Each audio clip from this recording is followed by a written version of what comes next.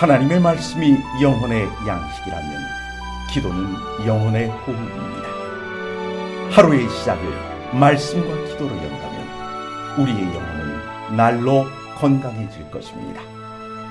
오늘은 시편 30편 4절과 5절의 말씀을 묵상하여 우리의 영혼을 살찌우고 기도로 하루를 시작함으로 활력을 얻고자 합니다. 주의 성도들아, 여호와를 찬송하며 그의 거룩함을 기억하며 감사하라. 그의 노염은 잠깐이요 그의 은총은 평생이로다. 저녁에는 울음이 깃들지라도 아침에는 기쁨이 오리로다. 다윗은 하나님의 성전을 짓는 것이 소원이었습니다. 하나님의 언약궤는 천막 안에 거하는데 자신은 백향목으로 지은 화려한 궁궐에 살고 있는 것이 그의 마음에 걸렸기 때문입니다. 하지만 하나님께서는 그러한 다윗의 소원을 허락하지 않으셨습니다. 그에게 허락하신 것은 블레셋에 빼앗겼다가 돌아온 하나님의 언약궤를 예루살렘으로 옮겨와 모세의 식양대로 성막을 세우는 정도였습니다. 우리가 다윗을 위대한 인물로 여기는 이유는 무엇 때문인지 아십니까? 어떤 일이든 하나님께서 허락하지 않으시면 불평하거나 거역하지 않았다는 것입니다.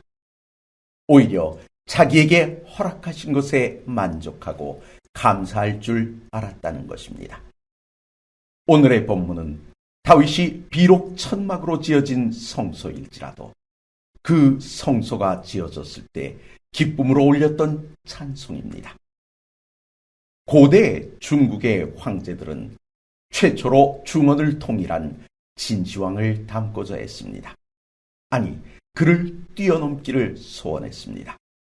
그래서 후대의 사람들이 그를 위대한 황제로 기억해 주길 바랬습니다. 어쩌면 다윗에게도 그런 욕심이 있었을 수 있습니다. 역사의 길이 남을 성전을 건축함으로 말입니다. 그러나 하나님께서 그와 같은 영광을 아들에게 넘기라 하셨을 때 그는 아들을 위해 성전을 건축할 수 있는 재물들을 마련해 주는 것으로 기쁨을 삼았습니다. 사실 이쯤 되었다면 속으로는 하나님께 서운한 마음을 가져봄직합니다. 하지만 본문은 그가 하나님께서 자신을 미워한다거나 자신의 죄로 인해 자신을 버렸다는 강박관념을 가지고 있지 않아 보입니다. 5절을 보십시오. 그의 노염은 잠깐이고 그의 은총은 평생이라고 단언합니다. 그리고 이어서 말합니다.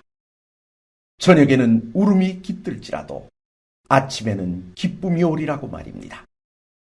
무슨 말입니까? 우리의 죄에 대한 하나님의 분노는 잠깐이라는 것입니다.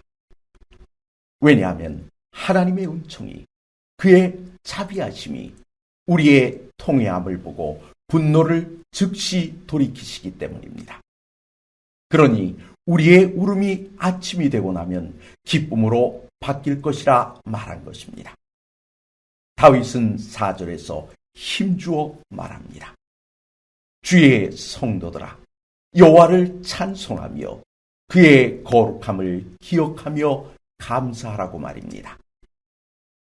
말씀과 기도로 하루를 시작하려 하시는 성도 여러분, 우리가 주님을 높여야 하는 이유가 무엇입니까? 하나님의 은혜가, 그분의 자비가 우리의 죄를 용서하시고 우리의 눈에서 눈물을 씻기시고 새 아침에 우리로 웃게 하시기 때문입니다. 이 시간 그 여호와를 찬송하고 그의 자비로우심에 감사함으로 기쁨의 하루를 열게 되시는 축복의 아침이 되시길 간절히 바랍니다.